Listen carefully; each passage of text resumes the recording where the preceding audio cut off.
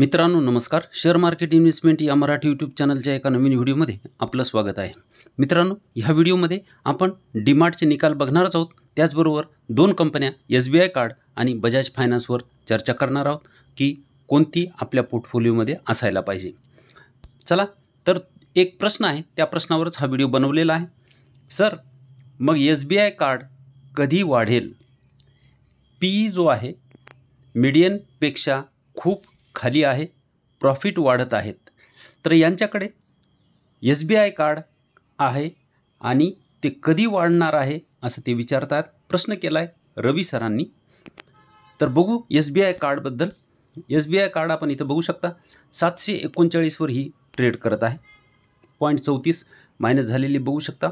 आणि India's largest commercial bank आहे state bank of India. या कंपनीचं मार्केट कॅप जर पाहिलं आपण तर 70,000 करोडचं मार्केट कॅप आपल्याला पाहायला मिळते. PE जर पाहिला तर 29चा आहे. ROC 12.5, ROE 22, फेस व्हॅल्यू 10ची आहे, म्हणजे भविष्यात स्प्लिट होऊ शकतो. प्रॉफिट ग्रोथ 6.62ची पाहायला मिळते आणि प्रमोटर होल्डिंग 68.6ची पाहायला मिळत आहे. या कंपनीची EPS वाढलेले आहेत, त्यांनी स्क्रीनवर पाहिलं असेल. मीडियन PE जो आहे 48.6चा, डॉट रेषा जी आहे ती मीडियन PE आहे आणि कंपनी त्याच्या खाली ट्रेड करत आहे. तर त्यांनी तेच विचारलं की कंपनी मीडियन PEच्या खाली ट्रेड करत आहे, ती कधी वाढेल? त्यांनी इथं कुठंतरी घेतलं असेल आणि आता एखादं वर्ष किंवा 6 महिने झाले असतील आणि त्यांना वाटतंय की अजून वाढत नाही, तर कधी वाढेल? तर मित्रांनो, एक गोष्ट लक्षात ठेवा, कोणताही शेअर कधी वाढेल किंवा कधी पडेल हे कोणीही सांगू शकत नाही. आणि जर कोणी सांगत असेल की हा शेअर आज वाढेल किंवा उद्या वाढेल किंवा पडेल असं जर कोणी सांगत असेल तर तर तो खोटं बोलत आहे किंवा तो देव असायला पाहिजे. कारण इतकं अचूक कोणीही सांगू शकत नाही. हां, आपण अंदाज लावू शकतो की हा शेअर इथून आता वाढायला पाहिजे असा आपण अंदाज लावू शकतो, पण अमुक दिवशी किंवा ह्याच आठवड्यात हा शेअर पळायला पाहिजे असं आपण म्हणू शकत नाहीत.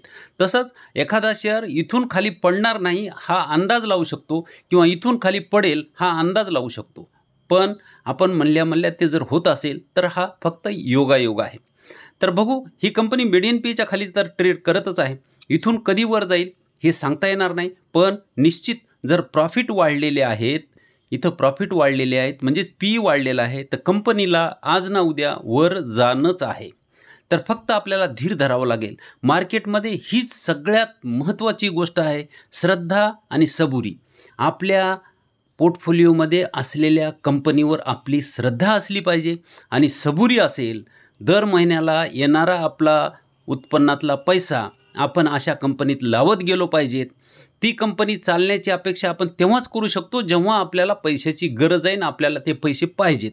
त्यावेळेस आपण कदाचित म्हणू शकतो की ही कंपनी आता चालली पाहिजे, मला पैसे काढायचे आहेत आणि मी मायनसमध्ये आहे किंवा लेवलवर आहे, तर त्यावेळेस मी म्हणू शकतो की ही कंपनी चालली पाहिजे. परंतु दीर्घकाळासाठी आपण आलो असेल तर कंपनीमध्ये जास्तीत जास्त पैसा आपण लावत गेलो पाहिजे. जितक्या दिवस ती चालणार नाही तितक्या दिवस आपण त्याच्यात हळूहळू पैसा लावत जाऊ. तसेच शेअरची संख्या हळूहळू वाढत जाईल आणि जेव्हा ती कंपनी आपल्या चालायला लागेल त्यावेळेस आपले चांगले पैसे वाढलेले आपल्याला पाहायला मिळतील. तर बघू, ही कंपनी चालायलाच पाहिजे कारण EPS ह्या कंपनीचे वाढलेले आहेत. इथं जर पाहिलं तर सेल्स 1008 होते मार्च 2013ला, आता 16,986 झालेले आहेत, म्हणजे 16 पट 17 पट जवळपास सेल्स झालेले आहेत. 136 करोडचं प्रॉफिट 2,408 करोडपर्यंत कंपनी घेऊन आलेली आहे.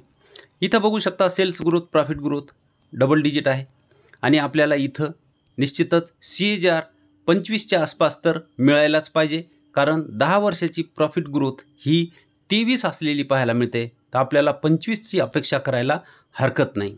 5 वर्षाची 23 आहे आणि 3 वर्षाची 35 असलेली बघू शकतो.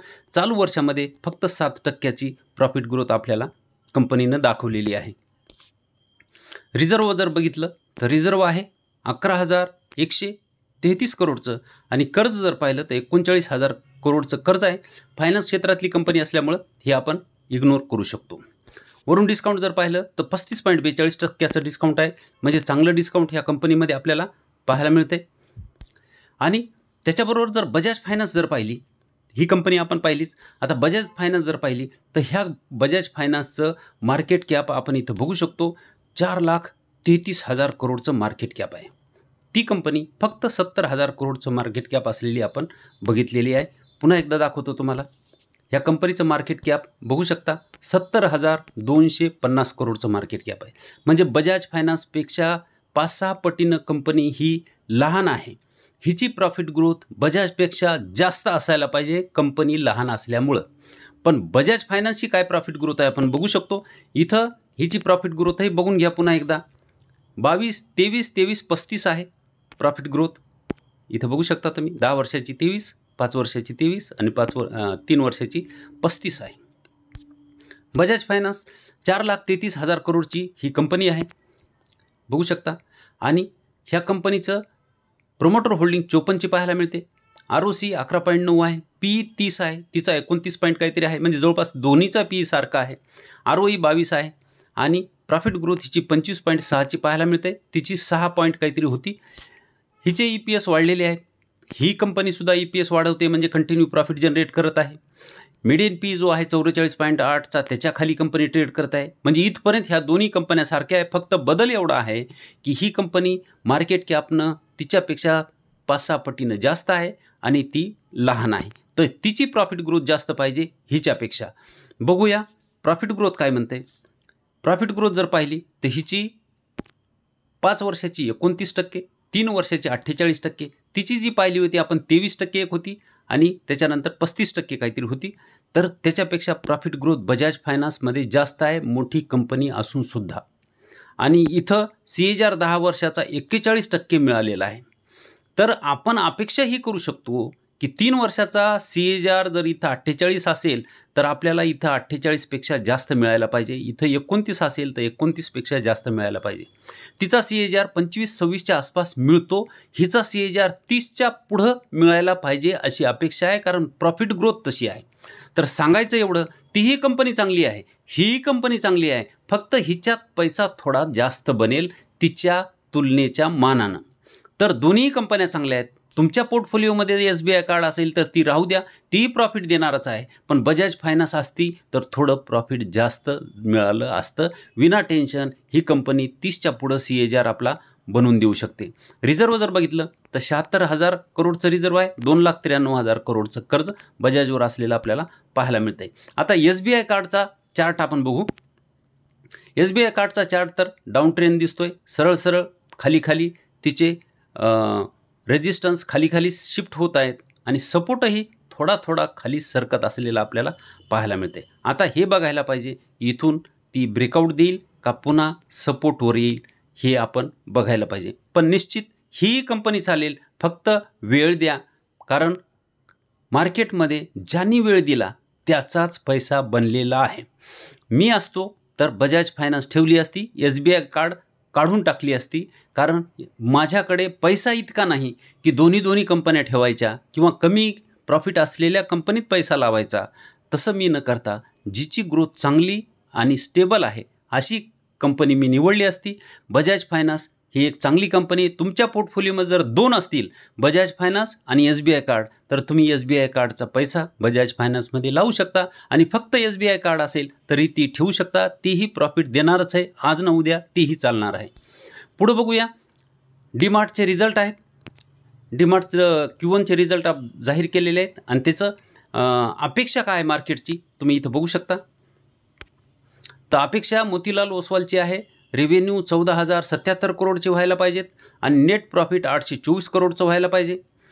नुवामाचं आहे 13,711 करोडचं व्हायला पाहिजे रेव्हेन्यू आणि प्रॉफिट 817 करोडचे. JM फायनान्शियलचं आहे 13,711 करोडचं अपेक्षा आणि 807 करोडची प्रॉफिटची अपेक्षा आहे. प्रभुदास लीलाधरची रेव्हेन्यूची अपेक्षा आहे 14,072 करोडचे आणि प्रॉफिटची अपेक्षा आहे 775 करोडचे. आणि ॲक्सिस सिक्युरिटीची 14,120 आणि प्रॉफिटची अपेक्षा आहे 769. आता ही प्रत्येकाची अपेक्षा थोडी कमी जास्त असलेली आपल्याला पाहायला मिळते. आपण ॲव्हरेज बघूया. ॲव्हरेज जर पाहिलं तर ॲव्हरेज आहे 13,938 करोडचं रेव्हेन्यू व्हायला पाहिजेत आणि प्रॉफिट 798 करोडचं व्हायला पाहिजेत. रेव्हेन्यू 13,938 करोड. तर इथं बघूया रेव्हेन्यू किती झालेले आहेत? 14,069 करोडचे रेव्हेन्यू झालेले आहेत. म्हणजे अपेक्षेपेक्षा चांगले रेव्हेन्यू आहेत. आणि मागच्या वर्षी ते किती होते? तर मागच्या वर्षी जूनच्या क्वार्टरला ते 11,000चे होते. म्हणजे 11,000हून 14,000 झाले, म्हणजे वाढलेले आहेत. आणि मागच्या क्वार्टरला ते 12,727 करोडचे होते, ते 14,000 झालेत. म्हणजे क्वार्टर ऑन क्वार्टर आणि इयर ऑन इयर दोन्ही प्रकारे रेव्हेन्यू हे वाढलेले आपल्याला पाहायला मिळतात. आणि ती जंप आहे 19%ची. आता प्रॉफिट बघूया. प्रॉफिट आहे 798 करोडचं. तर 798 करोडचं प्रॉफिट झालेलं नाही आहे, 774 करोडचं प्रॉफिट झालेलं आहे. परंतु मागच्या वर्षी ते 659 करोडचं होतं, म्हणजे प्रॉफिट ह्या वर्षी वाढलेलं आहे. आणि मागच्या क्वार्टरला ते 563 करोडचं होतं. म्हणजे क्वार्टर ऑन क्वार्टर आणि इयर ऑन इयर दोन्ही प्रकारे प्रॉफिट वाढलेलं आपल्याला पाहायला मिळतं आहे. आणि ती वाढ आहे 17%ची. म्हणजे प्रॉफिटमध्ये अपेक्षेपेक्षा कमी वाढलेलं आहे आणि रेव्हेन्यू अपेक्षेपेक्षा जास्त वाढलेले आहेत. असे मिक्स रिझल्ट डीमार्टचे आपल्याला पाहायला मिळत आहेत. डीमार्टचा चार्ट पाहिला तर आपल्याला 3,21,000 करोडचं मार्केट कॅप पाहायला मिळते. पी जर पाहिला तर 121 आहे. ROC आहे 19.6, ROE 14.6, फेस व्हॅल्यू 10ची आहे. भविष्यात स्प्लिट होईल. प्रॉफिट ग्रोथ 10 आणि प्रोमोटर होल्डिंग 74.6ची आपण बघू शकतो. ह्याही कंपनीची EPS वाढलेली आपण बघू शकतो.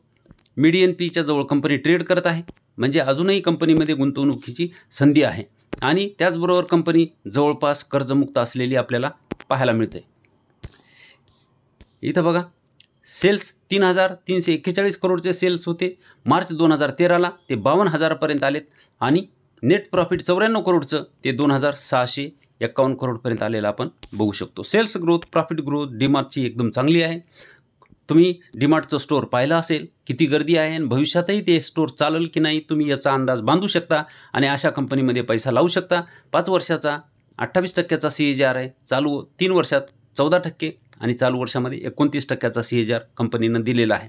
तरी ही कंपनी बऱ्याच वर्षापासून चाललेली नाही. तुम्ही बघू शकता. रिझर्व जर बघितलं तर 18,000 करोडचं रिझर्व आहे.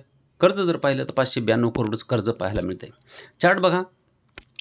चार्ट हा कंटिन्यू वर जात आहे. हा सपोर्ट घेऊन कंपनी वर जात आहे.